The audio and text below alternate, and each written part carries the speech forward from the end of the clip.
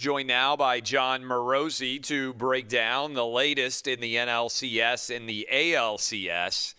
John, I'm going to start because I know we got a lot of people waking up on the West Coast, and they are thinking, oh my goodness, here we go again with the Dodgers. And I'm going to be honest with you, Braves fans all over the country, certainly those who have been fans for very long, which doesn't include my 10-year-old, but the Braves have now won 7 straight postseason games after not being able to win anything in the postseason for almost 20 years.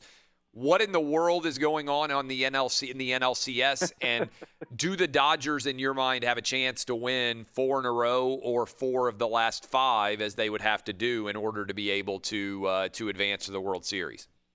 Well, Clay, good morning. Your son has chosen a great year to fall in love with the Braves, because this has been a fun team to watch, I think, and the country is really getting a sense for, first of all, how great Freddie Freeman is, but just how incredibly talented the team is overall, with Albies having a great couple games as well. To me, it's surprising. I covered the Dodgers in the last round, and I've seen them play a lot, certainly over the years, and I really believe, Clay, this is the best Dodgers team that I have covered during this run in terms of their 8 straight division titles, and I thought they were playing as good as I've seen them play as of the end of the last series. But the Braves pitching, I think you look at Ian Anderson and what a young pitcher he is, how poised he is. It's pretty incredible. And yeah, there was the late surge by the Dodgers there, and they nearly won the ball game. But I think overall, the Dodgers' quality of at-bats has not been quite as good or as thorough as the Braves. And Freeman and Albies so far, they've been the difference in addition to the Braves' young pitching. So, and now the Dodgers scrambling a bit with their starting rotation. Of course, Clayton Kershaw could not pitch in Game 2 because of back spasms, and they hope he pitches Game 4. But Clay, right now, a lot of things are lining up in the Braves' favor. And whatever the history is and whatever the history was, the reality is through 2 games of this series, the Braves have been the better team. Okay, so the Rays seem to be in really good shape on the other side. The Rays versus either the Braves or the Dodgers, who do you make as the favorite? Because it does feel like the Rays up 3-0 have effectively put away the Astros. Right.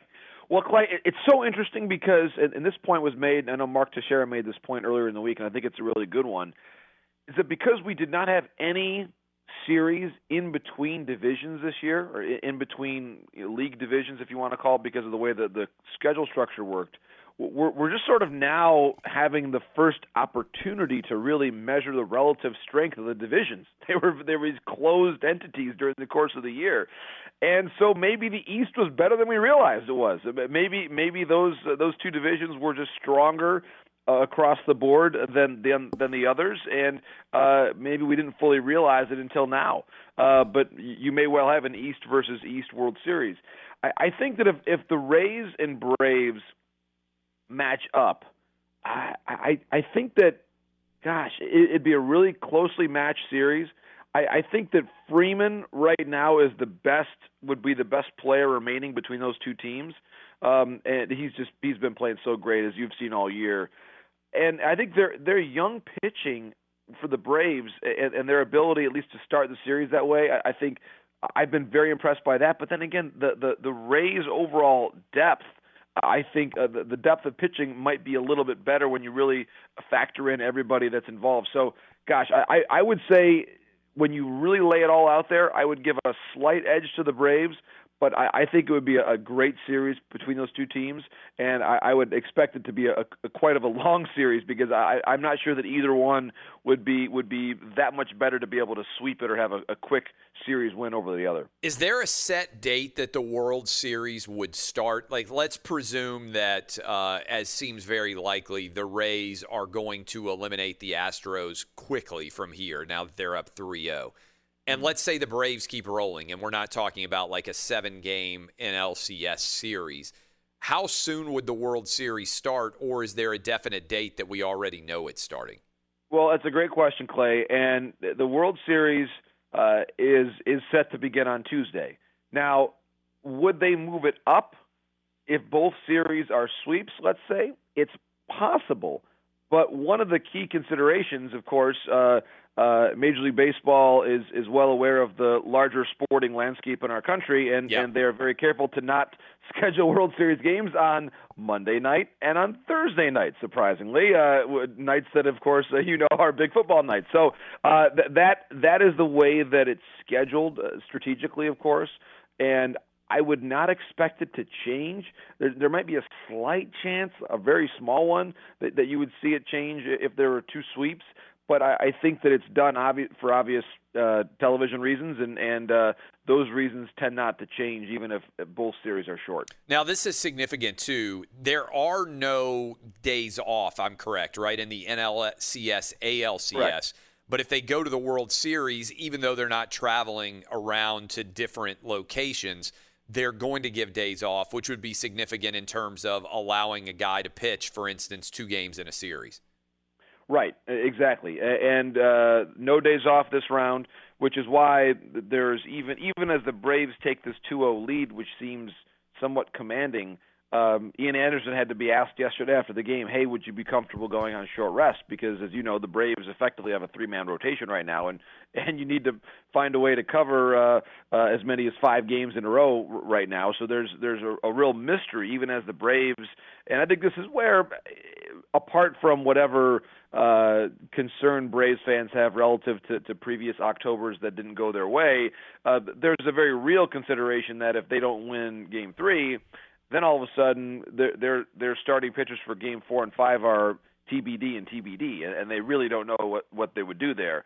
So I think that in the World Series, it will feel a bit more like a normal series, even though there's no travel. And I do think that these series, if the Dodgers win today, I still think it's a very much up for grabs series. I mean, then it's 2-1, and I think the Dodgers probably do have the greater pitching depth in terms of rotation, even though they've kind of jumbled things up by using May and relief and making some different decisions.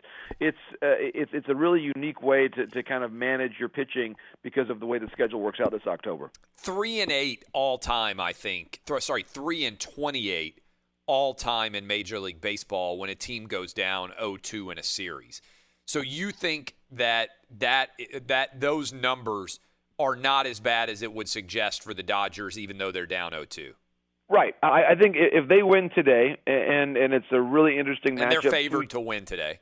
Interesting. So it's 2 young pitchers, of course, Julio Urias for the Dodgers and Kyle Wright, of course, a Vandy guy for Atlanta. I think that, yeah, if the Dodgers can find a way to win this game, then Game 4 for the Braves is a mystery. They're not sure who they're going to start, and it would be theoretically for the Dodgers Kershaw, and so that's depending on how Clayton feels with the back. Of course, that was why he was scratched yesterday. So it's obviously not. This is not the way the Dodgers drew it up clearly, and they have. I think in some ways, just by the way they've managed their pitching. And it's not really on Dave Roberts. This is an organizational philosophy that I think overrides a lot of the thought process on how to really deploy your pitching. They've kind of managed themselves into not really having the full pitching advantage that they should have. And so I think that to some extent the Braves still have obviously a great chance. They're up 2-0, but even with their apparent lack of rotation depth on the Atlanta side, I still think that even if the Dodgers win Game 3 tonight, the Braves still have a very strong chance to win the series. So it's, to me, we are still in the very early stages of the series, and that the Dodgers can find a way to win behind Urias tonight, who's been, I think, a very good pitcher for them. I still think we've got a chance to have a classic 6 or 7 game NLCS. We're talking to John Morosi, Major League Baseball insider for the show here on Outkick, but also certainly involved in many different things, including working with Fox and the MLB Network. What is the vibe in Arlington where the World Series would take place? How much different does it feel? It certainly is a lot more enjoyable, I think, to watch, even if it's a reduced crowd in the stadium, whether you're hearing the Tomahawk chant, whether you hear that guy screaming, "Let's go Dodgers," over and over again. How much fun is it to be in a stadium with fans again? So, Clay, I should clarify. So I am in Arlington, and I will be at the World Series. This is actually my week of quarantine before moving into the quote-unquote secure zone. So you're just in a hotel room, basically, in Correct. Arlington, getting ready for the World Series. Correct. Yeah. So I was in the ballpark for the division series, and I am in the area. I am allowed brief moments of exercise outside of my room every day, but for the most part, for more than 23 hours a day, I am confined to my hotel room. But fortunately for me, I can watch a lot of great sports on TV right now. We were texting during the Texas OU game over the weekend. I was kind of impressed. I was like, man, so that's one reason you've been watching everything then. If you're in your hotel room, exactly. So it's amazing, Clay.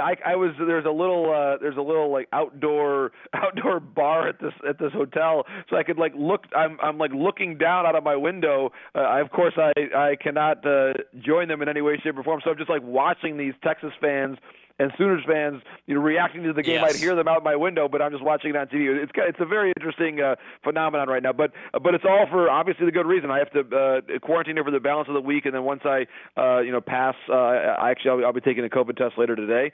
Hopefully, I'll be passing all my tests, and then eventually I'll be able to get into the secure zone, which would then allow me to do these socially distanced interviews that you've been seeing on Fox and on TBS.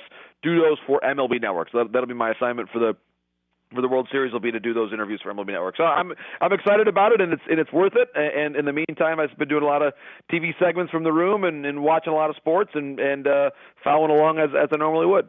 By the time we talk to you next week, the World Series will officially be underway. It seems like a foregone conclusion that as we were talking about earlier, that the Rays are going to be there. So we'll put you on the spot here as we finish up, and I appreciate you being so flexible and hanging out with us all summer long and now into the fall. Who are they going to be playing? The Rays, they're up 3-0. It would be a tremendous upset for the Astros to win 4 in a row. We know it's happened in 2004 with the Red Sox, but presuming that's not happening, who's the Rays' opponent in the World Series? It's amazing, Clay. It's still a tough question, even with the Braves having a 2-0 lead. I'm going to say the Braves. Now I'm sort of changing now what I had said before the series began, but I think that they, in addition to everything else, they've got the 2-0 lead. They also have, I think, the more organized bullpen right now. And at some point in time, that's really going to matter, and it's already mattered so far. They nearly, of course, had what would have been a disastrous loss in Game 2, but they were able to recover. Mark Melancon, I think, very calmly was able to get the last out. So I think because of the Braves' bullpen advantage and because their pitching is more organized right now, I'm going to give the edge to Atlanta, even though I still have some questions about their rotation, and in no way do I think this is going to be a sweep. I think overall right now at 2-0, advantage goes to the Braves. I know I said last question, but the old cliche in baseball is momentum is the next day's starting pitcher. Sure. Do the Dodgers get any momentum with the way they finished Game 2, even though they came up short? Yeah, that's a great question, and I think they will because their at-bats were better. And I think that having a measure of confidence, of course, a lot of the at-bats they had yesterday, of course, some of the late ones were against lefties, but of course they faced a righty starter. They have a righty starter tonight. I think it's a matter of just kind of getting back into the strike zone. And Corey Seager just talked about how they were out of the strike zone too much in the first game and a half. And then the latter stages of yesterday's game, the at-bats were more focused. They got in the zone a bit more, and I think we'll see a similar approach here to begin Game 3. Kyle Wright, though, he's been very, very confident here with the way that he's pitched of late. So I look for the Dodgers to win today. I think Urias has a lot of playoff experience. I believe he'll pitch very well for them, and we'll be talking about a 2-1 series by the time Game 3 is over. But very little, Clay, has gone according to what I expected so far in the NLCS, so we'll have to see how it all plays out. I hope you have fun at the World Series, and I hope you have pants as tight as Walker Buehler's. I'm not sure I can pull that off, Clay. I'm not that cool. That is John Morosi. I got to play some of it. Thank you for the time. We got to play some of the audio of that.